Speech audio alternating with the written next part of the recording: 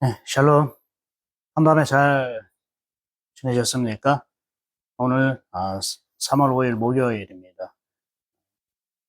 사순절 14번째 날이기도 하죠. 오늘도 하나님 주신 말씀으로 사순절의 은혜를 누리고요. 하나님과 동행하는 그런 기쁨이 있기를 소망합니다. 오늘은 이사야 34장 말씀입니다. 이사야 34장 말씀은 크게 두 부분으로 나누는데요. 하나는 에돔 나라를 향한 하나님의 심판의 말씀이고, 그 다음에 하나님 왜 그렇게 심판을 하시는가에 대한 하나님의 그 뜻과 이유를 또 말씀하십니다. 여러분, 에돔은 사실은 그 에서의 후손들이죠. 어떻게 보면은 이스라엘 민족과 같은 형제입니다. 그렇죠? 같은 형제인데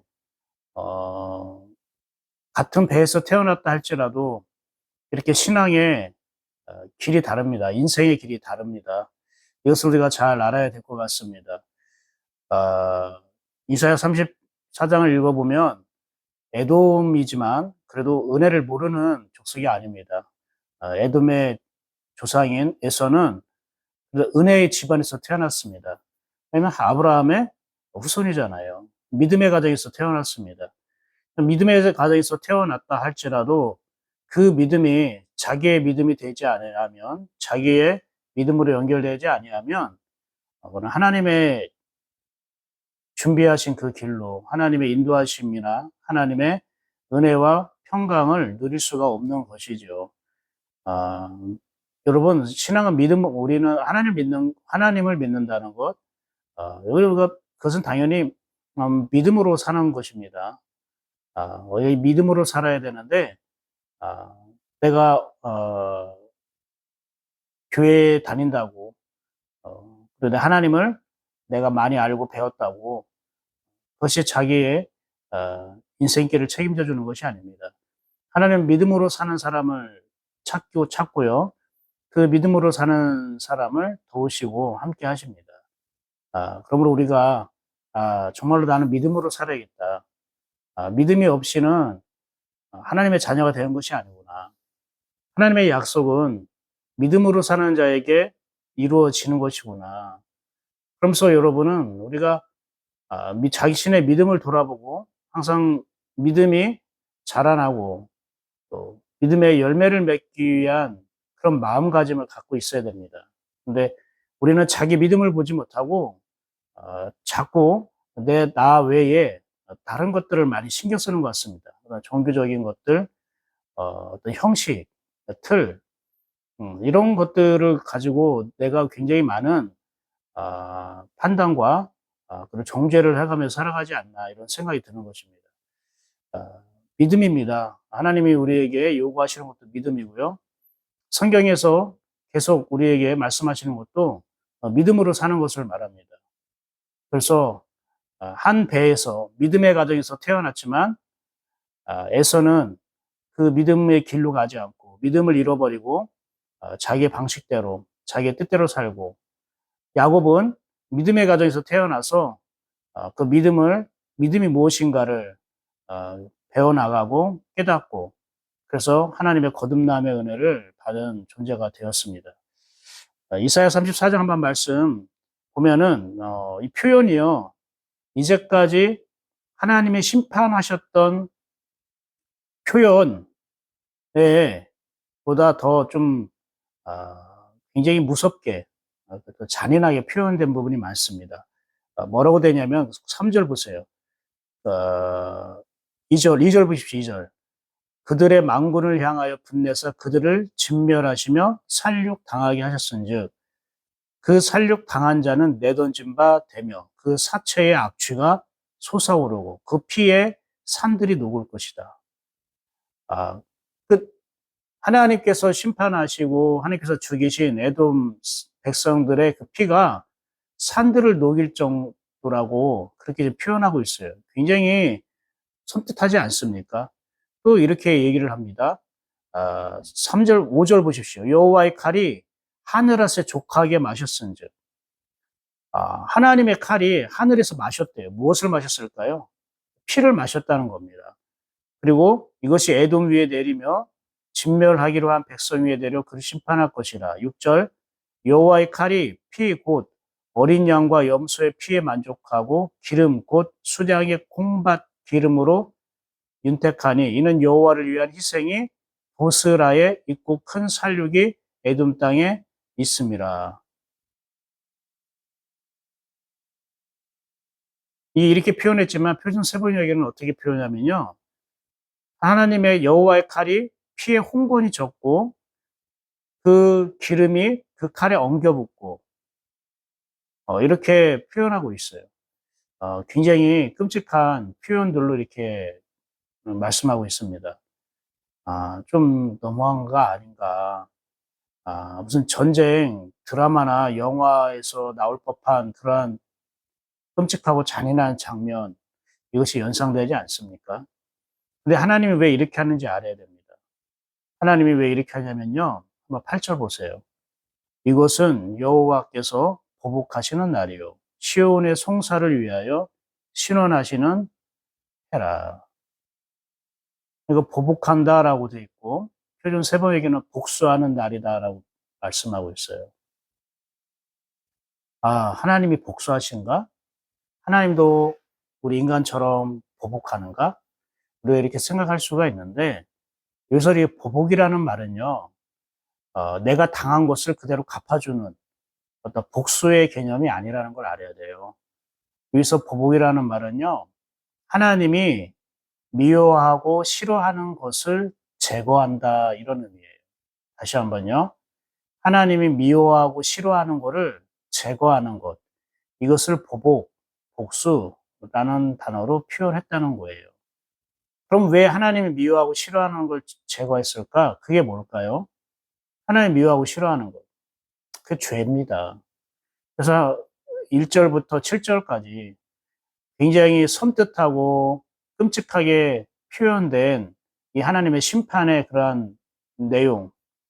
이것은 하나님이 굉장히 죄를 싫어하고 미워하고 증오하기 위해서 철저히 그것을 뿌리 뽑고 없애고자 하는 강한 의지를 우리에게 말해주고 있는 거예요. 그래서 이거를 표면적인 어떤 문자 그대로 하나님 너무 잔인해. 하나님 너무 정말로 매정해. 정이 없어. 이렇게 사랑이 하나님이 아니야. 이렇게 하나님에 대해서 오해하는 게 아니라 아, 죄에 대해서 굉장히 하나님께서는 단호하구나. 하나님 이 죄를 매우 싫어하시고 증오하시는구나. 이렇게 생각하셔야 되는 것입니다. 그런데 왜 하나님께서 이것을 그렇게 미워하고 싫어하실까? 그것이 하나님과 우리와의 관계를 깨뜨리게 하는 거예요. 이 죄가 하나님과 우리의 관계를 깨뜨리게 할 뿐만 아니라 하나님이 주신 선물, 하나님이 주신 축복을 누리지 못하기 때문에 그래요. 여러분, 교회는 오래 다녔어도 하나님의 은혜는 받았다 할지라도 내가 정말로 하나님의 평안이라든지 하나님의 축복을 생각만큼 많이 누리지 못할 때가 있죠. 그 부분이 내가 나의 죄와 연결되어 있다는 걸 알아야 돼요. 내 안에 죄가 있으면 아무리 내가 교회 다니고 기도하고 애쓰고 봉사해도요. 하나님이 준 축복을 내가 누릴 수가 없어요. 하나님이 준 축복은 내 육체만 누리는 게 아니라 내 영이 누리는 거거든요.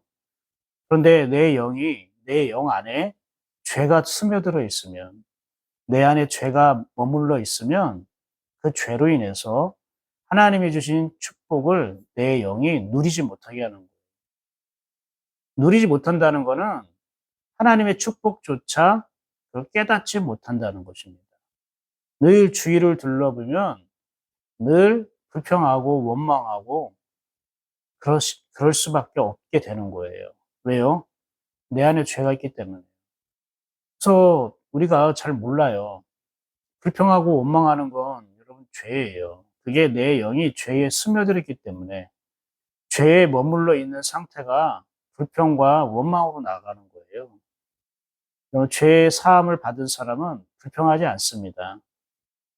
죄에서 떠난 사람은요, 원망하지 않습니다. 늘 하나님께 감사하게 되고요, 하나님을 기뻐함으로 예배하게 됩니다. 여러분이 주변에 자꾸 불평하고 원망한다든지, 아니면 내가 자꾸 원망하고 불평하고 그러한 태도가 있다면은, 아, 이게 지금 죄의 영향력을 받고 있구나. 내 안에 죄 때문에 그렇구나. 그 사람 안에 죄 때문에 그렇구나. 그래서 죄의 문제로 봐야지, 뭐, 내가, 환경이라던가 사람 문제로 보면 안 됩니다. 죄의 문제입니다. 지금 에돔 이 백성들을 이렇게 잔인하게 살육하고, 여호와의 칼이 뭐 피를 흠뻑 마시고, 그 피가 산을 녹게 하고, 이런 표현들은 바로 죄를 없앤 흔적을 말하는 거예요. 사랑하는 여러분, 하나님이 우리에게 너무나 좋은 것들을 많이 준비하셨고, 우리에게 정말 좋은 것들을 주시려고 해요. 아니, 주신 것도 있어요. 그런데 내가 하나님이 주신 좋은 것들을 내가 보지도 못하고 누리지 못해요. 왜 그럴까요? 죄가 있기 때문에 그렇습니다. 죄는 하나님 것을 누리지 못하게 합니다. 결국 하나님께서 여호와의 칼을 꺼내 들고 이렇게 에돔 백성들을 심판하는 것은 결국 우리를 위한 겁니다. 너가 에돔으로 살고 있지는 않니? 너 믿음의 가정에서 자랐잖아. 너 믿음의 가정에서 태어났잖아. 너가 그래도 시작은 믿음으로 시작한 거 아니니? 에서가 그랬잖아요. 그런데 에서는 부모의 신앙의 영향을 받지 않고 세상에 들판에 나가 자기 방식대로 먹고 사는 문제를 해결하려고 살았던 거예요. 그러니 영적인 장자의 축복을 가볍게 여긴 거예요. 자기 육신의 만족을 채우기 위해서. 여러분, 내 육신의 꿈, 비전, 소망, 이것을 내가 원해서 이것 때문에 하나님을 믿는다면 그 사람은 에서와 같아요. 그 에서와 같이 살아가는 사람은 결국 오늘 말씀처럼 여호와의 칼이 여호와의 칼에 의해 심판을 당할 수밖에 없는 것입니다. 하나님은 우리를 위해서 하는 거예요. 우리 안에 에돔과 같은 그런 성질, 에돔과 같은 그러한 성향, 그것을 하나님께서는 내버려 둘 수가 없는 겁니다. 왜요? 이것 때문에 우리가 이스라엘로 살아갈 수 없기 때문에 그렇습니다. 그러니 오늘 말씀 8절에 이것은 여호와께서 보복하시는 날이요 할 때 인간적인 이해로 하나님이 복수하신다라고 생각하면 안 됩니다. 하나님의 속뜻을 알아야 돼요. 그리고 시온의 송사를 위하여 신원하시면 해라. 신원한다. 이것은 사실 샬롬에서 나온 말이에요. 신원은 샬롬인데 온전케 한다는 뜻이에요. 시온의 송사는 무엇입니까? 시온이라는 말은 햇빛 비친다. 그리고 양지 바르다. 이런 뜻이에요. 하나님의 빛이 흐르는 곳이에요. 시온은 예루살렘 성을 말하잖아요. 그런데 이 하나님의 빛이 다시 환하게 비춰지는 것, 온전케 되는 것. 예전에는 내 죄로 인해서 하나님의 빛이 감춰졌어요. 내가 하나님을 덮어버리고 살았어요. 나를 드러내고 살았어요. 근데 하나님께서 우리의 죄를 제거하시니까, 우리의 죄악의 문제를 하나님께서 터치하시니까, 우리가 이제 내 안에 감추었던 하나님의 빛을 드러내게 되었다는 거예요. 온전하게 되었다는 것을 말합니다. 그러면서 하나님께서 우리에게 정말로 바라고 싶어하는 하나님의 소망, 하나님의 간절한 마음이 그 밑에 계속 표현되고 있어요. 16절 볼까요? 16절. 너희는 여호와의 책에서 찾아 읽어보라. 주님의 책, 성경에서 여러분 잘 찾아서 자세히 읽어보라는 뜻입니다. 이것들 가운데서 빠진 것이 하나도 없고 제 짝이 없는 것이 없으리니 이것들 가운데 빠진 게 없고 짝이 없다는 건 뭡니까? 이것들은 뭡니까? 그것은 바로요. 10절부터 15절까지 각종 짐승들이 나옵니다. 볼까요? 11절 보면요.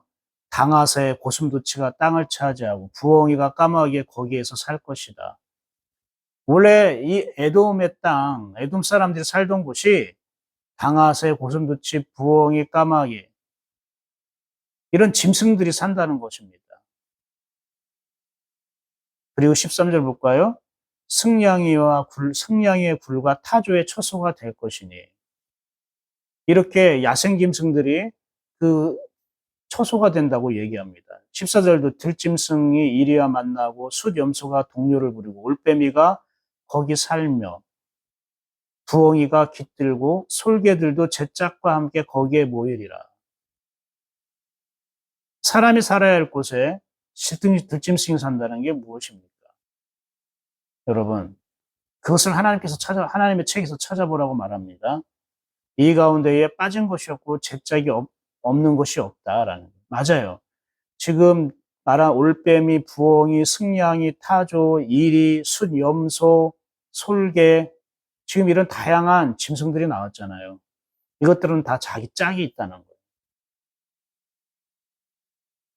그러면서 하나님 말씀이 이는 여호와의 입이 이를 명령하셨고 하나님께서 친히 입술을 열어서 그렇게 되라고 말씀하셨다는 거예요. 이 짐승들은 다 짝지어서 살도록 하나님께서 말씀하시고 명령하셨다는 거예요. 그래서 이 짐승들은 본성에 의해서 아니면 어떤 번식에 대한 욕구 때문에 짝을 지어서 사는 게 아니라 하나님께서 그렇게 명령하셨고 정하셨기 때문에 하나님의 말씀에 의해서 그렇게 짝지어 사는 존재가 되었다는 거예요.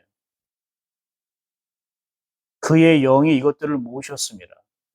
그리고 하나님의 영이 친히 그들을 짝에 맞게 각자의 짝을 만나고 각자의 짝을 이루고 살도록 여호와 하나님께서 모으셨다라고 말하는 거예요. 들짐승들도 자기들의 어떤 육체적인 본능 이런 것에 자연스럽게 짝을 찾는 것이 아니라 우리가 뭐 자연 다큐멘터리나 인간적으로 생물학적으로 보면 그게 맞을 수 있겠지만 하나님께서 말씀하신 거는 각종 이 세상의 모든 들짐승들은 하나님께서 짝을 지어 살도록 정하셨고 그렇게 말씀하셨을 뿐만 아니라 하나님의 영이 친히 그들이 짝을 만나고 그 짝과 함께 거할 수 있도록 하나님의 영이 일하셨다는 거예요. 하나님이 하셨다는 걸 말해요. 봐요. 하나님 형상과 모양을 닮지 않은 이 피조물, 이 들짐승들도, 날짐승들도 하나님의 말씀을 떠날 수 없고 하나님의 영에 의해 함께 짝을 이루고 그렇게 거하며 살 수밖에 없는데 여기서 하나님의 진심이 나오는 거예요. 근데 너희는 왜 짝을 잃고 방황하냐라는 거예요.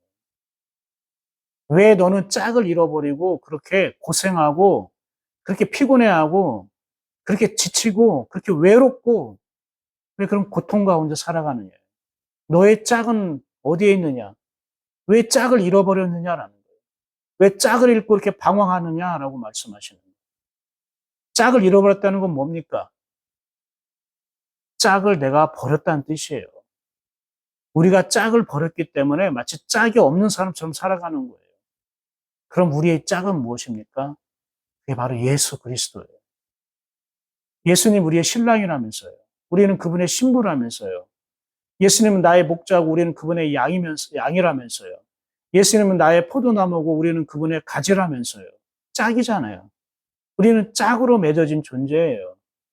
창세기 1장 26절에 우리의 형상을 따라 우리의 모양대로 어제 수요 예배 끝나고 나서 어떤 분이 제 카톡으로 질문을 한 거예요. 목사님, 하나님의 형상대로 사람을 만들었다고 하는데 하나님은 영이신데 하나님의 형상이 없는데 어떻게 하나님의 영은 형상이 없는데 어떻게 하나님 형상대로 우리를 만들었다고 합니까?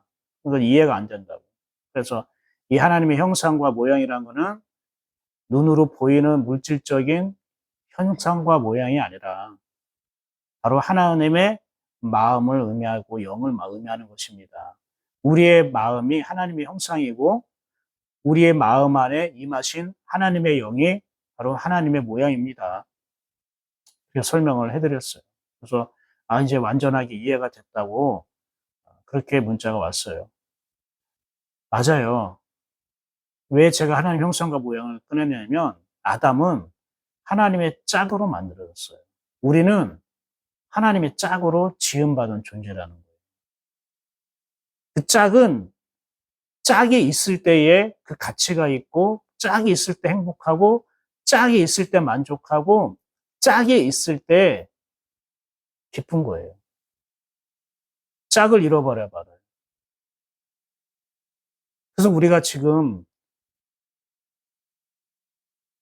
이 세상 가운데 살면서 하나님의 은혜와 축복을 누리지 못하는 것은 짝을 잃어버렸기 때문에 그래요. 내가 내 짝꿍을 버렸기 때문에 그래요. 신랑 대신 내 짝꿍, 이 하나님을 내 짝으로 삼지 않아서 그래요. 왜 그럴까요? 다른 짝을 내가 원한 거예요.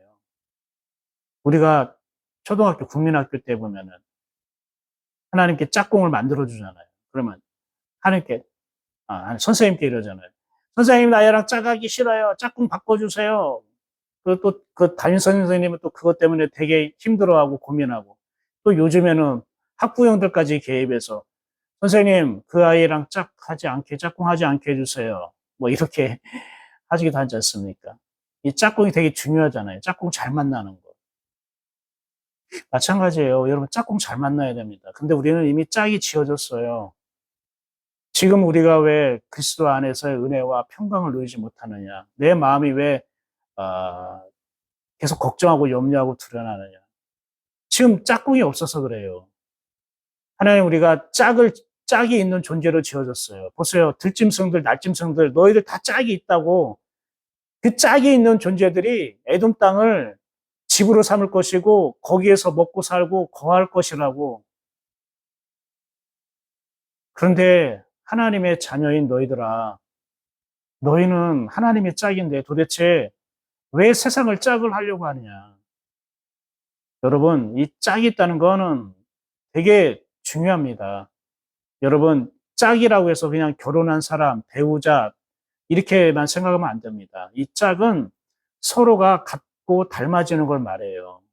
하나님이 우리를 짝으로 부르신 거는 하나님과 같고 하나님을 닮도록 우리를 짝꿍으로 불러주신 거예요. 여러분 부부가 짝꿍이잖아요. 짝이잖아요. 그럼 여러분 부부가 믿음이 같고 영이 닮게 하기 위해서 짝꿍으로 만들어 주신 거예요. 그냥 부부이기 때문에 그냥 만나서 결혼했기 때문에 저절로 짝꿍이 된 게 아니에요. 하나님이 말씀 명하셨고 그의 영이 이것을 모으셨느니라라고 했잖아요. 여러분이 부부된 거는 하나님이 말씀하신 거고 하나님의 영이 모으셔서 그런 거예요. 그런데 부부가 서로가 하나님의 영을 닮지 않고 하나님의 말씀대로 따라가지 않고 서로의 믿음이 같지 않으면 하나님 그 가정을 향한 그 짝을 향한 놀라운 은총과 그 축복은 우리가 누릴 수 없게 된다는 걸 말하는 것입니다. 그래서 여러분 하나님의 마음을 우리가 알아야 돼요. 하나님은 짝을 잃어버리셨어요. 하나님은 그동안 우리가 짝이었는데 우리가 세상의 힘, 방법, 내 욕심, 내 뜻 이것을 내 짝으로 삼고 있었죠. 그것은 우리가 진짜 짝이신 하나님을 우리가 버린 거예요. 이게 우리 죄입니다. 이게 교만입니다. 이제 여러분 진짜 내 짝인 참된 내 짝인 하나님을 여러분 섬기셔야 됩니다. 하나님을 내 짝으로 모셔드려야 됩니다. 하나님이 내 짝이 될 때에 우리에게는 굉장히 큰 힘을 얻고요. 자녀된 권세를 얻을 수 있습니다. 여러분 짝입니다. 여러분 지금 가장 여러분이 짝하고 싶은 게 무엇입니까? 돈입니까? 아니면 어떤 세상의 성공입니까? 아니면 어떤 사람입니까? 여러분의 영혼은 무엇과 짝을 이루길 원합니까? 하나님이 에돔 백성이든 이스라엘 백성이든 이렇게 심판하시는 거는 바로 하나님이 내가 너희의 짝인데 너는 도대체 무엇을 짝으로 삼고 있느냐라는 것을 우리에게 알려주시기 위해서 그런 거예요. 사랑하는 여러분, 이거 하나만이라도 우리가 온전하게 회복되잖아요. 그럼 예수 그리스도가 누렸던 모든 평강과 은혜와 그 기쁨이 우리의 것으로 흘러오는 것입니다. 예수님이 말씀하셨어요. 나의 기쁨이 너에게 주어 너의 기쁨을 더 충만케 하리라. 예수님은 하나님과 짝되셨던 분이에요. 한 몸을 이루셨다고요. 우리도 역시 그리스도와 함께 짝을 이루고 그분의 몸 되어 살면요. 주님이 누리셨던 모든 기쁨과 그 천국의 천국을 우리가 또한 누릴 수 있게 되는 것이고요. 그래서 오늘 이사야 34장을 통해 하나님의 마음 알았으면 좋겠어요. 여호와 입이 이를 명령하셨고 우리가 짝되어 사는 것을 하나님께서 명령하신 거예요. 하나님 말씀입니다. 그리고 그의 영이 이것들을 모으셨습니다. 하나님이 우리를 짝되게 하시는 것을 하나님의 영께서 하시는 일이라는 것입니다. 그분에 의해 되어지는 거예요. 그 짝꿍이 하나가 되어야 되잖아요.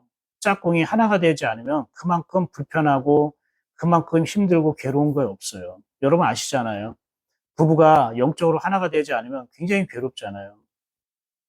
믿음이 너무 천차만별 막 다르고 그러면 굉장히 또 고통스럽고 굉장히 힘들잖아요.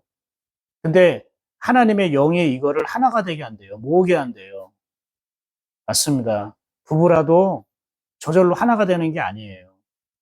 각자의 생각과 마음이 다르기 때문에. 그런데 부부가 서로 양보하고 이해하고 노력한다고 또 하나 되는 게 아니에요. 인간으로 되는 게 아니에요. 인간으로서는 할 수 없지만 하나님으로서는 할 수 있느니라. 되어진다는 거예요. 그래서 우리는 하나님의 영이 모으시는구나. 하나님의 영이 함께 하게 하는구나. 하나님의 영이 하나 되게 하는 거구나. 그래서 이틀 전날 얘기했잖아요. 하나님의 영이 우리에게 부어져야 된다고.